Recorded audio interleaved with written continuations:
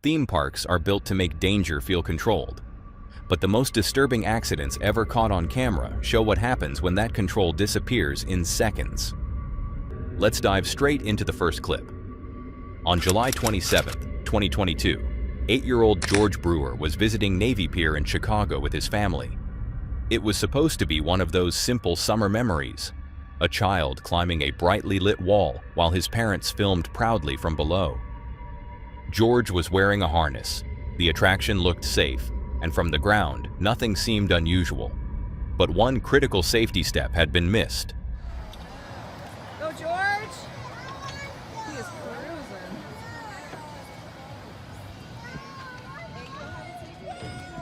Go, Georgie, hit it! George climbed higher and higher until he reached the top of the wall. Then, trusting the system he believed was protecting him, he let go. He thought he was going to be gently lowered back down the way climbers normally are. Instead, there was nothing holding him. 20 seconds! Oh my God! Oh my God! In an instant, George dropped roughly 24 feet from the top of the climbing wall onto the concrete below. The video is difficult to watch because of how fast the moment changes. 1 second, his family is recording what should have been a harmless childhood experience. The next, their son is on the ground, badly injured, and his mother is rushing toward him in shock.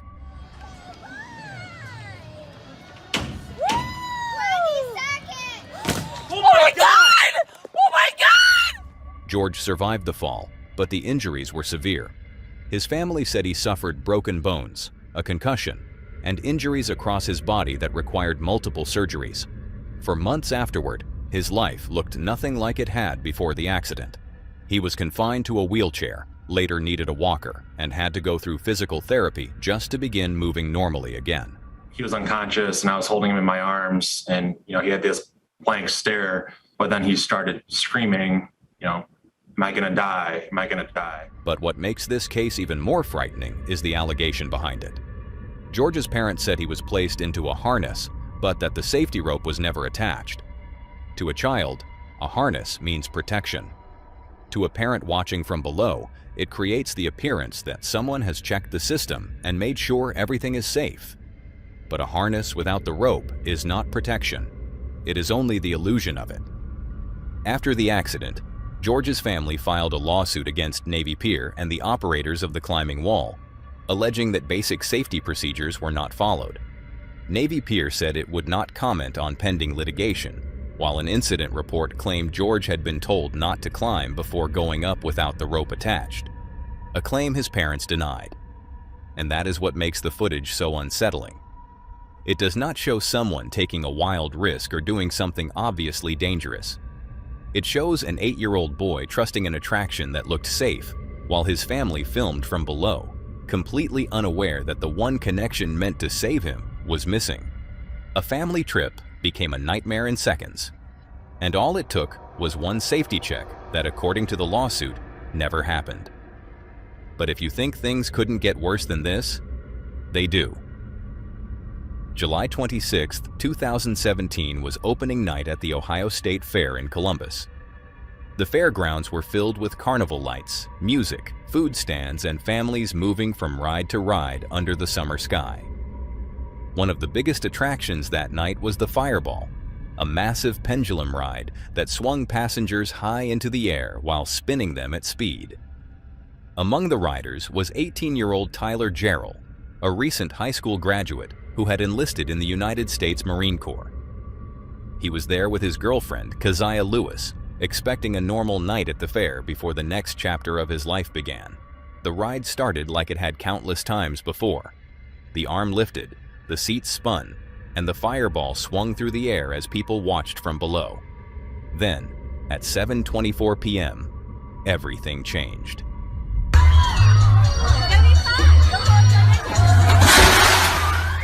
As the ride moved through the air, a full row of seats suddenly tore away from the main structure. Riders who had been strapped in only seconds earlier were launched outward as the gondola section separated from the arm. The footage is horrifying because there is almost no warning. The ride is operating normally, The crowd is watching, and then the machine breaks apart mid-air. Tyler Jarrell was killed instantly. 7 others were injured, some critically. Keziah Lewis survived, but her injuries were life-changing, requiring multiple surgeries and years of recovery. What made the accident even more shocking was that the ride had passed inspections shortly before the fair opened. To everyone there, it had been cleared as safe. But later, investigators found that a support beam had been weakened from the inside by corrosion. Over time, the metal had deteriorated until it could no longer handle the forces of the ride.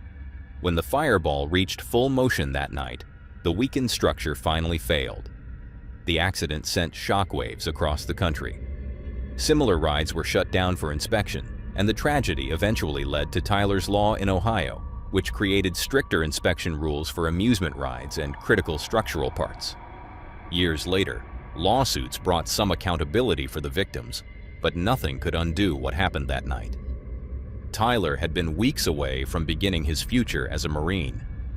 Instead, his name became tied to one of the most disturbing amusement ride failures ever caught on camera.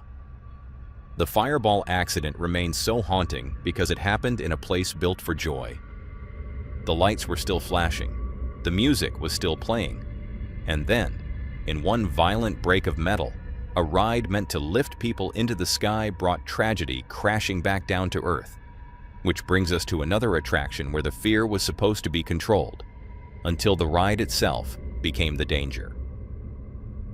On January 19th, 2026, what should have been a normal school outing at a local fair in Madhya Pradesh, India, turned into a scene of panic within seconds.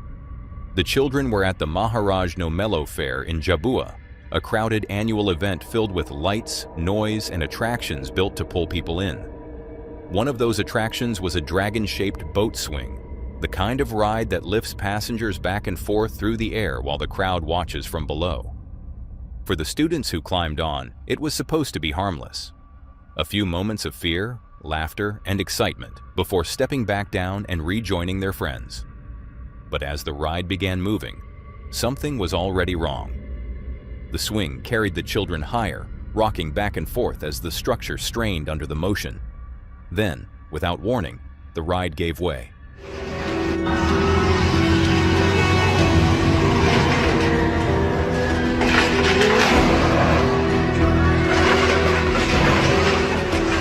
The dragon-shaped carriage collapsed mid-ride, slamming down toward the ground and crashing into the structure behind it. The shift is instant. One moment, it looks like a normal fairground ride. The next, children are thrown into chaos. Some are left hanging from the broken frame, desperately trying to climb down, while others are scattered near the collapsed ride as bystanders rush in to help. 14 school children were injured. Most of them were girls from a local government school. 2 were reported to have serious injuries, while others suffered fractures, bruises, cuts, and the kind of shock that stays long after the physical wounds begin to heal. What makes this accident so disturbing is not just that the ride collapsed, it is who was on it. These were children. They were not taking part in an extreme stunt or doing anything reckless. They were sitting on a fairground attraction that should have been checked, secured, and strong enough to carry them safely. At that age, you do not question the bolts beneath you or the frame holding the ride together. You trust that the adults, the operators, and the people running the fair have already done that for you. After the collapse, officials ordered an investigation into what went wrong. Early concerns focused on possible overloading, weak materials, poor maintenance, and whether proper safety checks had been done before the ride was allowed to operate. But for the children and families involved, those answers came only after the damage had already been done. A fairground ride is supposed to feel scary because it is controlled, because the danger is only pretend. But in Jabua that day, the fear became real, and a few seconds of excitement turned into an accident that left 14 school children injured and an entire crowd watching in horror. And from one safety failure, we moved to another accident where the warning signs only became clear after the damage was already done. September 15th, 2009 began like any other clear afternoon at Knott's Berry Farm in Southern California. 12-year-old Kyle Wheeler was there with his father, Russell, to ride Accelerator, one of the park's most intense roller coasters, known for launching riders from 0 to 82 miles per hour in just over 2 seconds before sending them straight up a 205-foot tower. For Kyle, it was the kind of ride that felt unforgettable for all the right reasons: speed, height, weightlessness, and the thrill of sitting in the front row beside his dad. His mother, Anita, watched from below with a camera, ready to capture what should have been a perfect family memory. But within seconds, that memory would become something far more horrifying. Because just as the ride prepared to launch, one of its most important components was about to fail.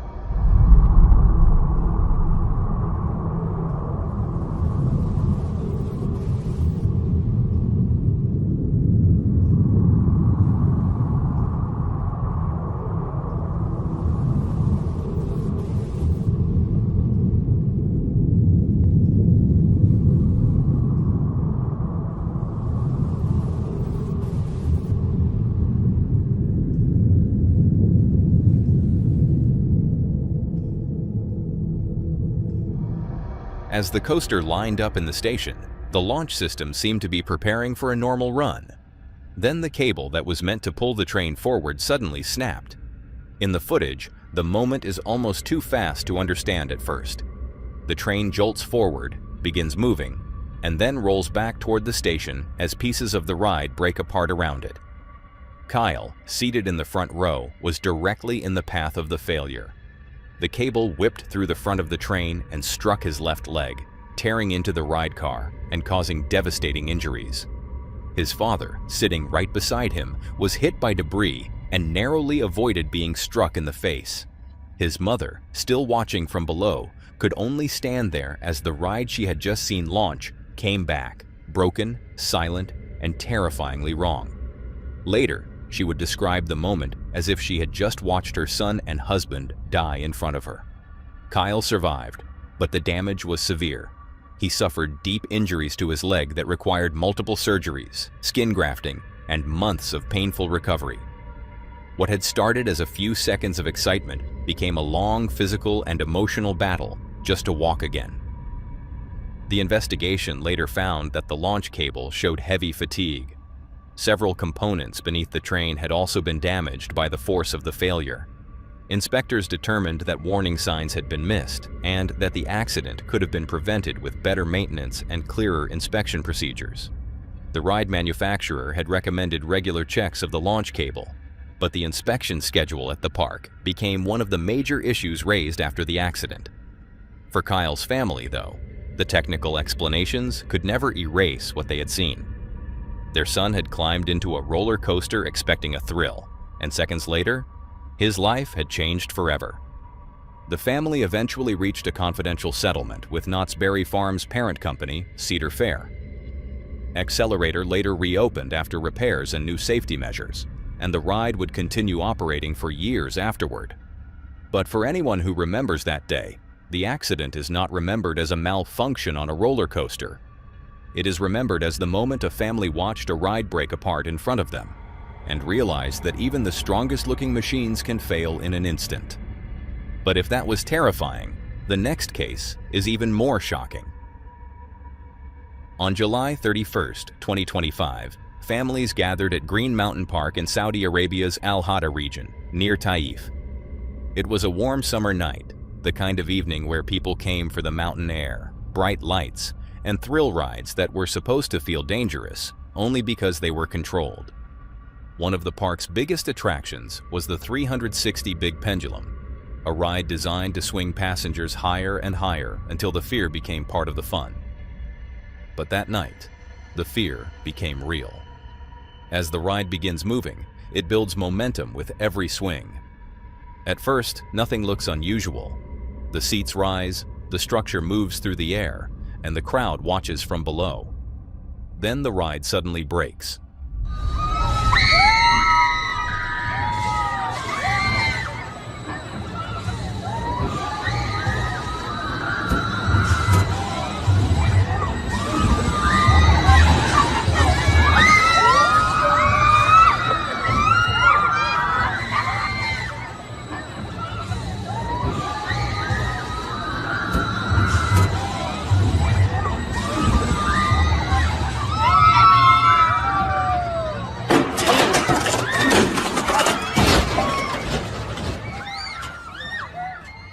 The main structure snapped, sending the passenger section slamming down toward the platform.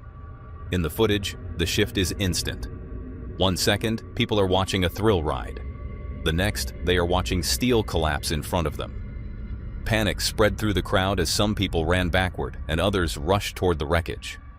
Emergency responders arrived soon after, treating the injured and moving victims to nearby hospitals.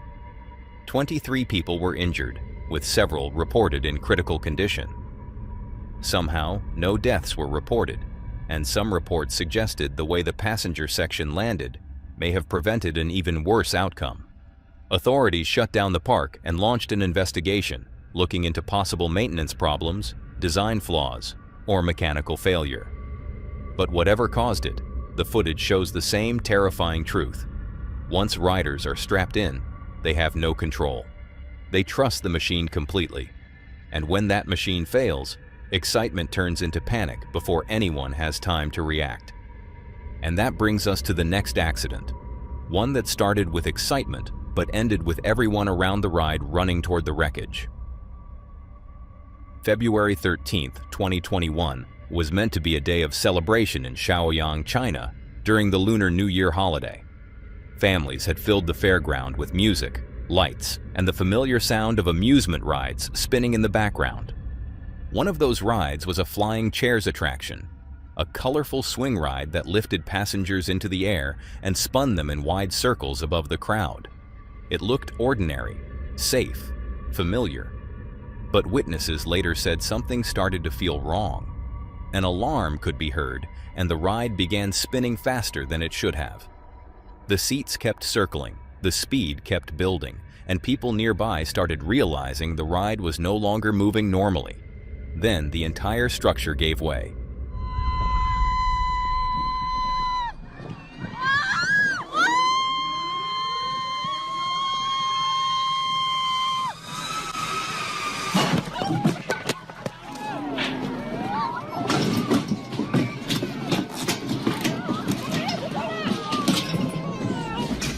The swing assembly detached from its central axis and slammed into the ground. Seats, metal, and broken parts scattered across the pavement as riders and bystanders were thrown into chaos. What makes the footage so frightening is how exposed everyone was. The riders could do nothing but stay trapped in their seats, while people standing nearby had only seconds to move before the ride collapsed into the crowd. 16 people were injured, 3 of them critically. Many of the injured were not even on the ride. They were simply watching from nearby when the structure came down.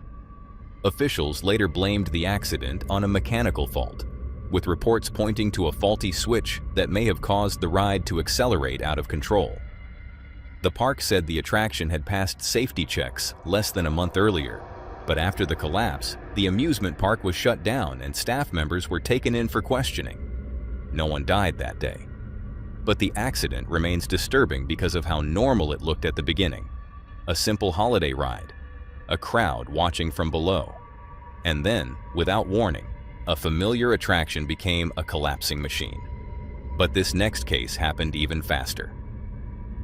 July 14, 2019 was supposed to be a normal Sunday evening at Kankaria Amusement Park in Ahmedabad, India. Families had gathered around the park's lake, music was playing, and one of the main attractions, a giant pendulum ride called Discovery, was swinging riders high into the air. For the 31 people strapped into the seats, it was meant to be a short rush of fear and excitement. The ride moved higher with each swing, cutting through the sky while people watched from below. Then, at the peak of the motion, the structure failed.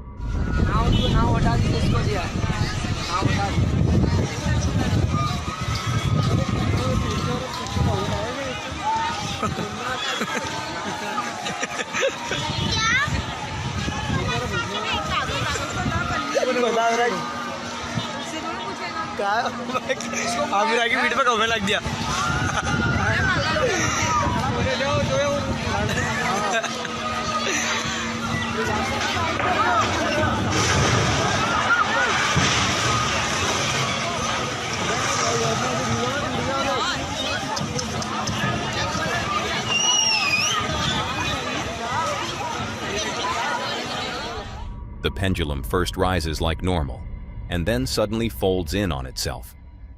The main steel arm snaps, sending the loaded gondola crashing down into the ride's structure with terrifying force. The screams of excitement vanished instantly. Dust filled the air.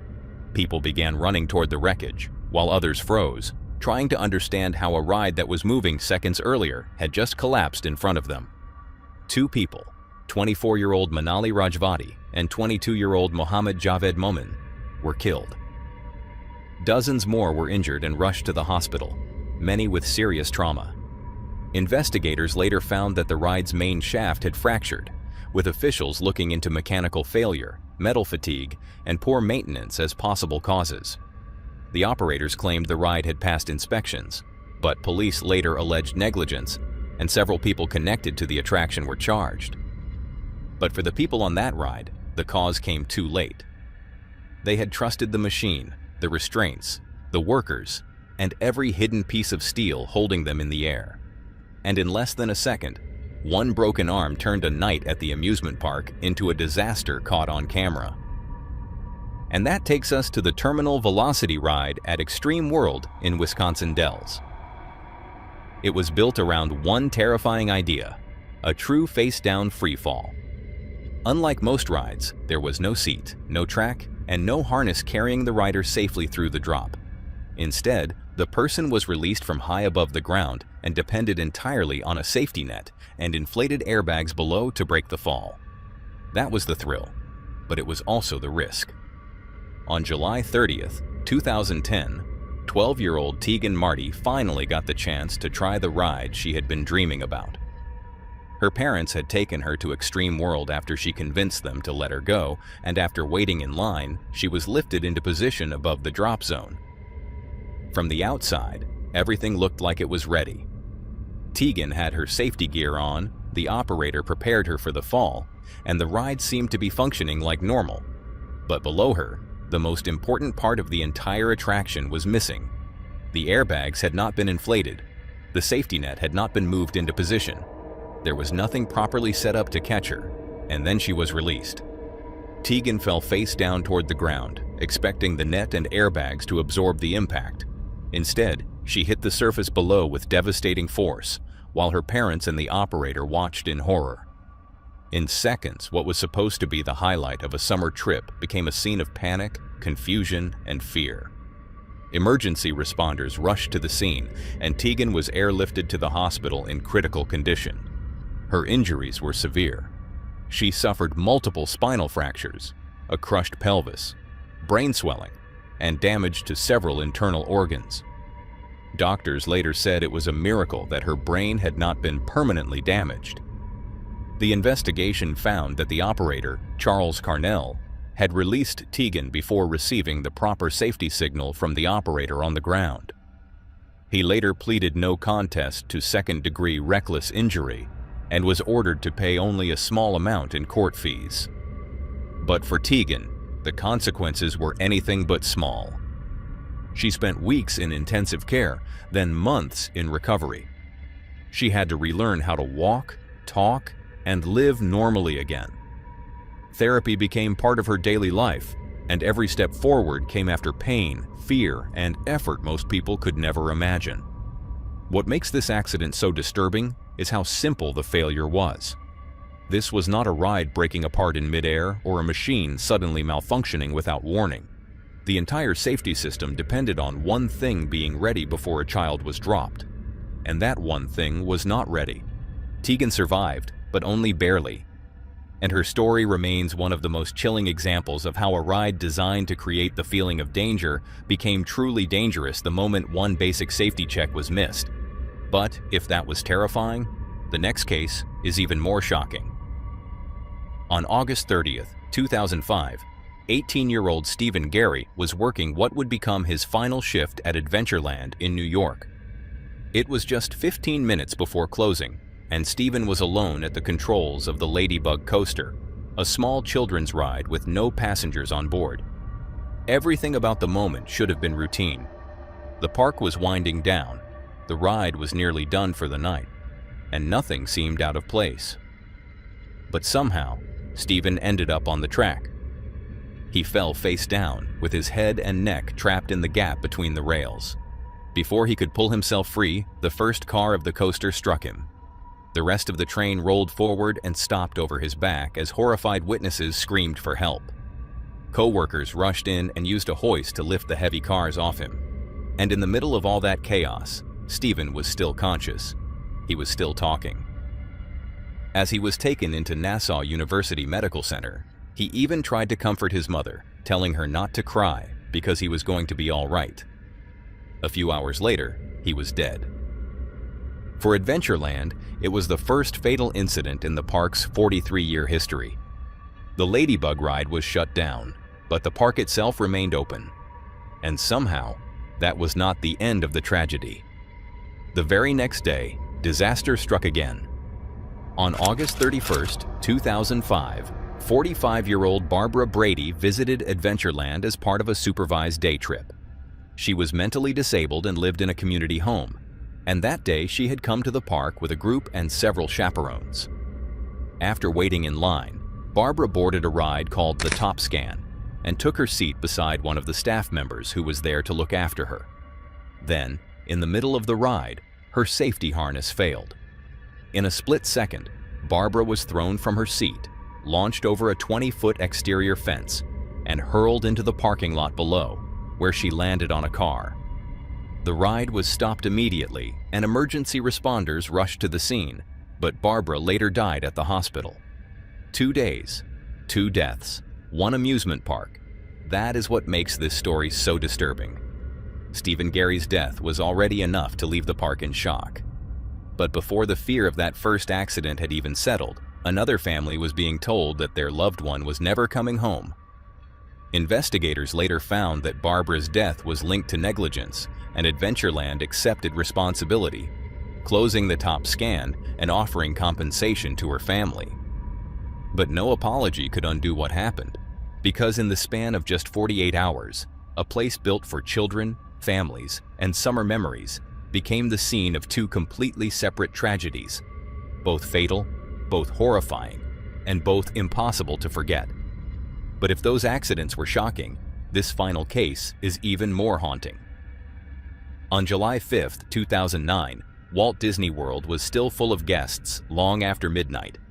Families were leaving the parks, heading back to hotels, and using the resort's monorail system the same way millions had before them, as a quiet, simple ride at the end of a long day. At Disney, disasters are usually associated with roller coasters or thrill rides. But this time, nothing went wrong on a ride meant to scare people. The tragedy happened on something that was supposed to feel routine: the monorail. For decades, Disney's monorail system had moved guests between the parks, resorts, and the transportation and ticket center. It was not treated like a thrill ride. It was part of the background, smooth, familiar, and trusted. But in the early hours of that morning, one mistake inside that system would send 2 trains onto a collision course. Around 2 a.m., Monorail Pink was being moved off the Epcot line so it could return toward the maintenance area. To do that, a track switch had to be properly aligned. But during the process, the switch was not positioned the way the crew believed it was. That single assumption changed everything. Monorail Pink began reversing, expecting to move onto a separate track, but instead, it stayed on the same line. At the same time, Monorail Purple was approaching the station with 21-year-old pilot Austin Winnenberg in the front cab. By the time Austin saw the other train coming toward him, there was almost no time left. He tried to reverse away from the danger, but the distance was too short and the trains were too close. Moments later, Monorail Pink slammed into the front of Monorail Purple near the transportation and ticket center. The impact crushed the front cab where Austin was seated. Guests and employees nearby rushed into panic, trying to understand how 2 Disney monorails had ended up on the same track. Emergency responders were called, and crews worked to reach Austin inside the wreckage. But he could not be saved. Austin Winnenberg was only 21 years old. He had been doing a job that thousands of guests trusted without thinking twice, guiding a monorail through one of the most famous resorts in the world. And in a place built around safety, control, and carefully managed illusion, his life ended because a hidden part of the system had not been confirmed. Investigators later found that the trains themselves had not simply failed on their own. The accident came down to the movement of the track switch and the failure to verify its position before monorail pink was allowed to reverse. It was not one dramatic malfunction that everyone could see coming. It was a chain of small decisions and missed checks that only became obvious after the collision. After the crash, Disney changed its monorail procedures. Additional confirmations were added, operators were given more support, and guests were no longer allowed to ride in the front cab with the pilot, something that had once been a special part of the Disney experience. The monorail reopened and the resort moved forward. But for those who remember that night, the crash remains one of the most unsettling accidents in Disney history. Because it did not happen on a ride designed to feel dangerous. It happened on the way home. That's all for today, folks. If you'd like to see more of this creepy content, click on the video on screen.